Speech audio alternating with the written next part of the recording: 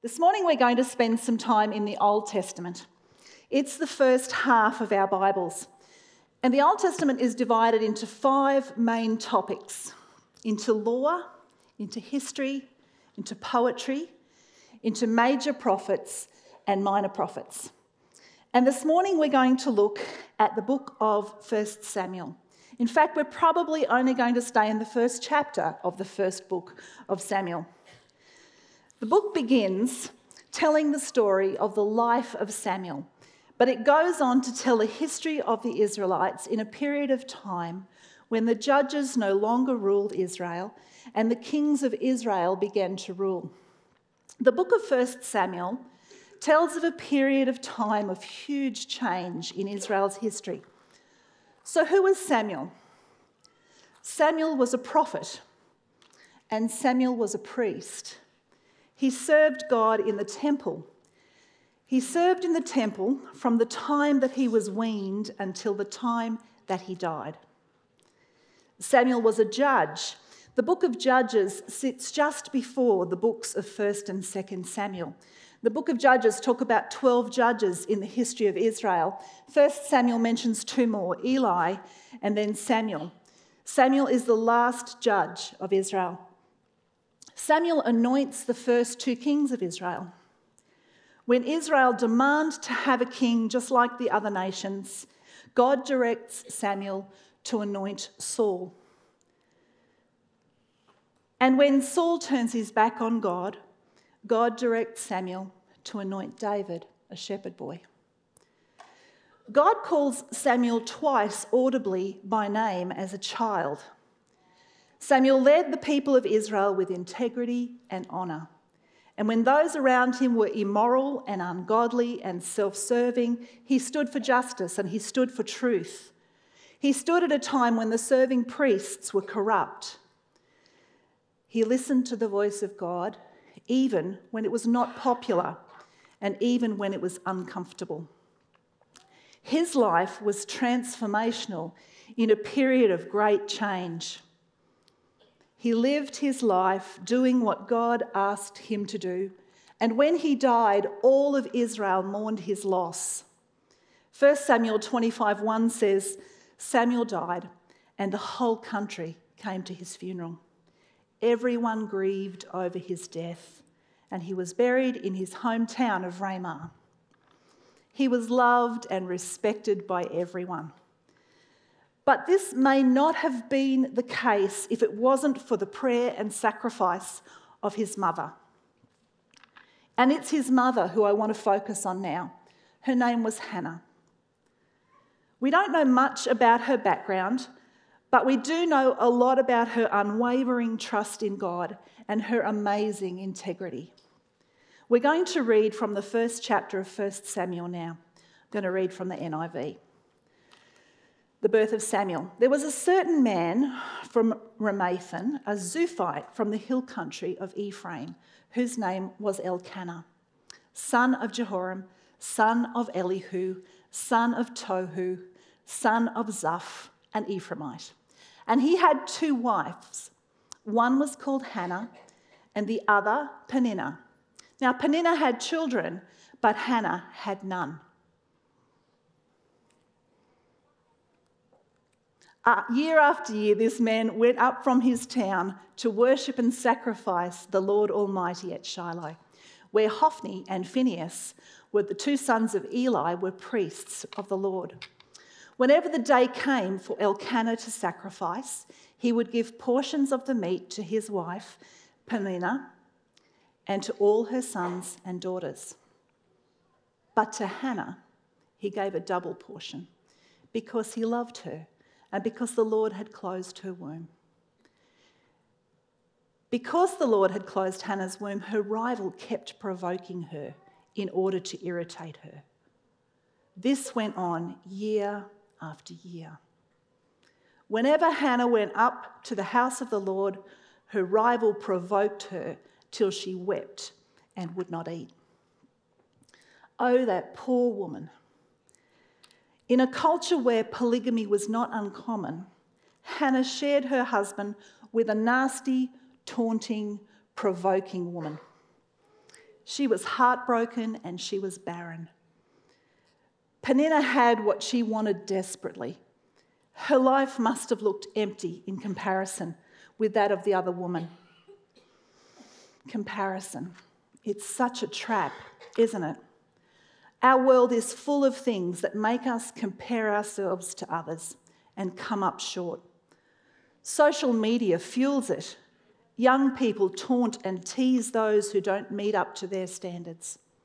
People bully each other with opinions, religious, political, social, and bombard others with things that tear them down and destroy. We get trapped into image comparisons, body shape, lifestyle, home decorating, renovating, the latest car, the best superannuation policy, the right brands, and it goes on and on and on. People take their own lives in despair, not living up to the standards of others. Comparison makes us clench our teeth and tighten our fists. Teddy Roosevelt is quoted as saying, "Comparison is the thief of joy." And the writer of the Proverbs says, "A tranquil heart gives life to the flesh, but envy makes our bones rot." Comparison kills confidence and breeds contempt. Compare your marriage to anybody else's and it'll breed discontent. Compare your anything to someone else's and it breeds discontent. So much of what we compare ourselves to is pointless. I'll tell you an aside, and it's a joke, so don't come to me later and try and counsel me about it. For about 30 years, I've known Judy Ritchie, and this morning she's upstairs doing Alpha, so she can't hear this story. Well, she'll hear it online later. We discovered early in our friendship that we are both born in the same year as Elle Macpherson. And for those of you too young to know, Elle Macpherson is the first of Australia's supermodels. We called her the Body. So it has become a running joke between us, as we have aged gracefully, that one day, with enough exercise, the right diet, and beauty treatment, it would stand to reason that we could in fact look like Elle, because we are exactly the same age. So far, no success, but we are determined, and at 57, I'm not writing it off. Now, if this were a serious competition, imagine how deflated we would be 30 years later. What a waste of our time and our energy and our money in that pursuit it would have been. Back to our story about Hannah. How did Hannah survive it? The woman who shared her husband's bed had taunted her and made her feel inadequate and useless. She was miserable. Let's see what she did with her pain. Her husband, Elkanah, would say to her, "Hannah, why are you weeping? Why don't you eat? Why are you downhearted? Don't I mean more to you than 10 sons?" Poor guy. Once they had finished eating and drinking in Shiloh, Hannah stood up. Now Eli the priest was sitting on his chair at the doorpost of the Lord's house, and in deep anguish Hannah prayed to the Lord, weeping bitterly. And she made a vow and said, "Lord Almighty, if you will only look on your servant's misery and remember me, and not forget your servant, but give her a son, then I will give him to the Lord for the rest of his life, and no razor will ever be used on his head." As she kept on praying, Eli the priest observed her mouth. Hannah was praying in her heart, and her lips were moving, but her voice was not heard. Eli thought she was drunk, and he said to her, How long are you going to stay drunk? Put away your wine." "Not so, my lord," Hannah replied. "I am a woman who is deeply troubled. I've not been drinking wine nor beer. I was pouring out my soul to the Lord. Do not take your servant for a wicked woman. I have been praying here out of my anguish and grief." Eli answered, "Go in peace, and may the God of Israel grant you what you have asked of him." She said, "May your servant find favour in your eyes." And then she went her way and ate something, and her face was no longer downcast. What a great place to pour out grief and pain. She chose not to be bitter or nasty, but to pour her heart out to God. In the middle of it, though, she makes a promise, a selfless, huge promise, one that would change the course of history. She made a vow. She said, "Lord Almighty, if you will only look on your servant's misery and remember me and not forget your servant, but give her a son, then I will give him to the Lord for all the days of his life, and no razor will ever be used on his head." I don't know about you, but I don't think I could have been so selfless. She was desperate for a child, but along with her desperation, she was aware of God's sovereignty. And so she chose to give up her heart's desire. When she returned home, her prayer was answered. Let's read. Early the next morning, they arose and worshipped before the Lord and then went back to their home in Ramah. Elkanah made love to his wife Hannah, and the Lord remembered her. And so, in the course of time, Hannah became pregnant and gave birth to a son, and she named him Samuel. Her prayer was answered. She had a son. Now she had a choice. She was praying silently in the temple, remember? There was a chance that nobody heard. She didn't have to keep her word. It would be an easy promise to break. And it is easy, isn't it, to promise God something in the depths of despair and in the heat of the moment and not follow through. But Hannah did. She chose to honour her word and to honour God. What about you? What are you praying for at the moment? What would you be willing to give up to God? If God is God and He knows best, are we really willing to trust Him? Last year taught us so much about control. Really good businesses failed. Really strong people have suffered great loss. And although here in Toowoomba we haven't seen the pandemic materialise like it has in other countries, lots of you have lost loved ones, friends, family members in other countries. Lots of you are separated from family, unable to see each other, to meet new babies, to hug and to celebrate. And as of yesterday, there have been 3,200,000 recorded deaths from COVID and COVID-related illnesses. The recorded population of the Greater Brisbane area is currently 2.5 million people. So worldwide, recorded deaths to date would be everybody who lives in the Greater Brisbane region and Toowoomba, and then some. We are not in control of much. And when we try to be, we will often be disappointed. Last week, Brendan said you can have control or you can have surrender, but you can't have both. And I admit I often try to have both. After Samuel was weaned, Hannah made good on her promise. Let's read. After he was weaned, she took the boy with her, young as he was, along with a 3-year-old bull and an ephah of flour and a skin of wine. And she brought him to the house of the Lord at Shiloh. When the bull had been sacrificed, they brought the boy to Eli. And she said to him, "Pardon me, my Lord, as surely as I live, I am the woman who stood here beside you praying to the Lord. I prayed for this child, and the Lord has granted me what I asked of him. So now I give him to the Lord. For his whole life he will be given to the Lord." And he worshipped the Lord there. How did she do that? After all she had suffered, after the taunting and the shame and the sadness, how? Why? She was so brave, but she was also so full of faith. And she was a woman of her word. Our surrender to God is daily, hourly, moment by moment, and it's a choice. Brendan spoke last week about his killer bottom line. Can you remember what it was?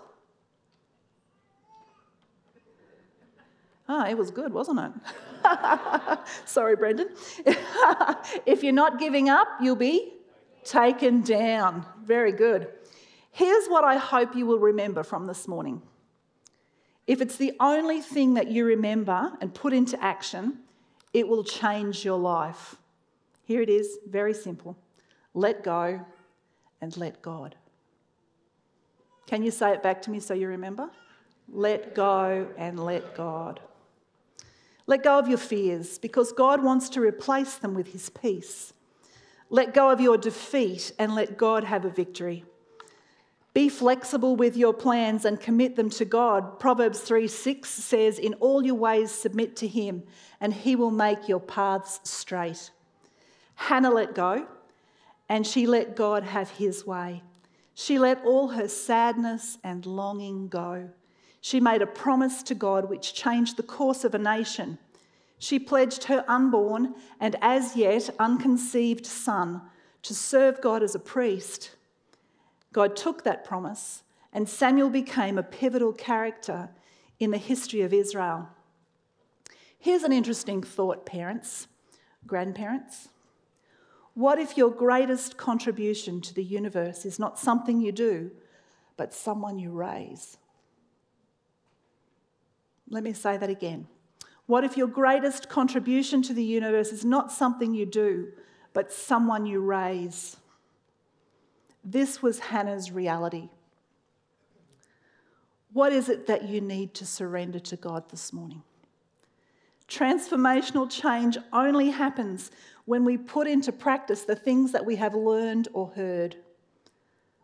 So let's practice now. Seriously, let's practice now. Name the thing, not out loud, but name the thing or things that you are struggling or wrestling with this morning. Or maybe you're doubting God about them. Maybe it's exams or assignments. Maybe it's job opportunities or health concerns. Maybe it's relationships or finances.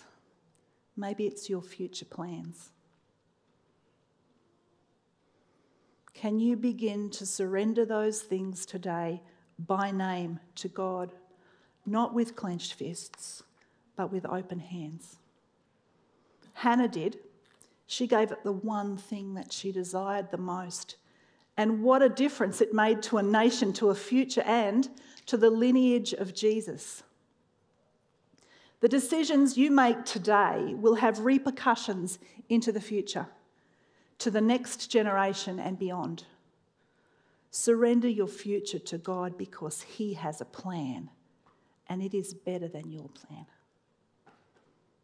Jeremiah 29:11 says, "For I know the plans I have for you, says the Lord, plans to prosper you and not to harm you, plans to give you a hope and a future." What about your relationships? Surrender them to God and he will guide you. What if you're dating and you're not sure about the future? Surrender it to God. He has a plan. He will give you a hope and a future. What about the health of your loved ones or your own health? Surrender it to God. Jesus said in Luke 12, "Who by worrying can add a single hour to your life?" So true, isn't it? Who of you by worrying can add a single hour to your life? God knows the path that is ahead. Invite him to begin the process of healing your life from the thing that holds you captive. You will benefit, but even more than that, future generations will benefit from your decision. Surrender your finances to God. Don't wait until you're better off or till you've paid off your car or till you've saved a deposit for a house. Don't wait till you've bought that business or you have enough superannuation. Build God into your budget first. Set aside an amount first to honour him. You can never outgive God. It's not about me. It's not about humerage. It's about you and God. Matthew 6:21 says, "For where your treasure is, there your heart will be also." Give up the control of your time. Ask God how he wants you to use it. When we let go, the adrenaline rush of giving up to God begins. He will show you a better way to live. It's not a quick fix. It's a hard yards surrender. It's a determined surrender. It's an every day, every hour, every minute surrender. When we surrender our lives to him, we are giving up to the master of life and death. The one thing that all of us in this room will be subjected to is death. And death is the thing that Jesus beat on the cross. Amen to that. Giving up is not a mindless, cult-like stupidity. It's faith, and it's faith born of knowledge. It's following the example of Jesus. Philippians 2:3-8 says this: "Do nothing out of selfish ambition or vain conceit. Rather, in humility, value others above yourselves, and not looking to your own interests, but each of you to the interests of others." In your relationships with one another, have the same mindset as Christ Jesus, who, being in very nature God, did not consider equality with God something to be grasped or used for his own advantage. Rather, he made himself nothing by taking on the nature of a servant, being made in human likeness, and being found in appearance as a man.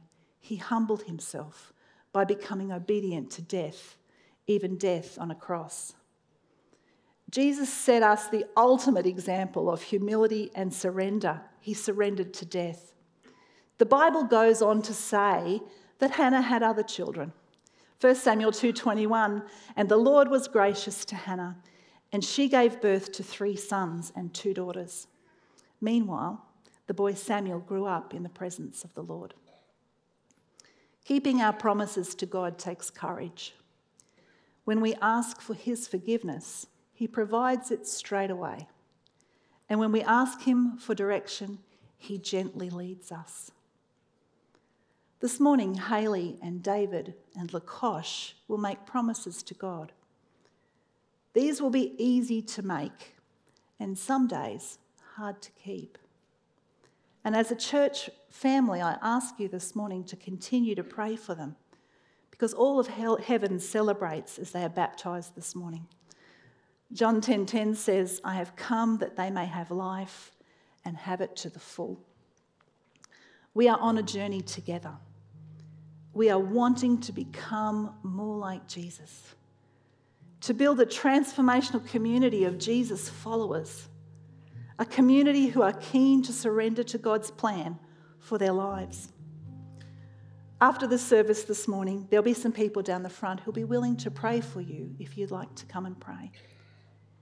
If you'd like help with giving up certain things in your life to God, if you'd like accountability, or if you'd just like somebody to pray for you.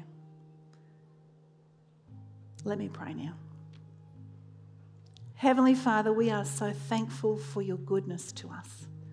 We know your love to us. And as we look back over the life of Hannah and Samuel and the Israelites, we know that you are putting things in place so that Jesus could come, so that he could come and give his life and rise again, so that we would know forgiveness and we would know that this life is not the end, but that you have a purpose and a plan for us which goes on beyond this life. And we are so grateful. Father, help us not to just listen, take it in, have a coffee and go home, but help us to make changes. Help us to move in a direction that honours you. Help us to give up the things that we are hanging so tightly to, because we know that your plan for us is so much better than our plan for us. And we thank you for Jesus' example.